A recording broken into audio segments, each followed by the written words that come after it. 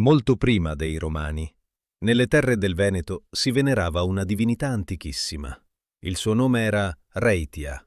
Era considerata la grande dea degli antichi Veneti, la signora della natura, degli animali e delle acque sacre. I suoi santuari sorgevano quasi sempre vicino a fiumi o sorgenti, luoghi dove la gente portava offerte e tavolette votive. Ma Reitia non era solo una dea della natura. Proteggeva le nascite, la guarigione, i viaggi e perfino il passaggio nell'aldilà.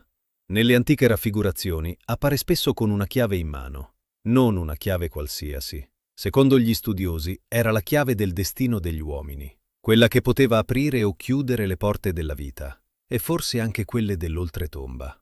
Alcuni la rappresentavano circondata da animali, altri con tratti quasi soprannaturali, zampe di uccello o testa di cavallo.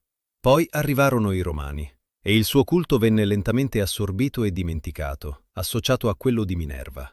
Ma tra i boschi, le sorgenti e le colline del Veneto, il nome di Reitia non è mai scomparso davvero, perché prima degli dei di Roma, qui c'era già una dea molto più antica.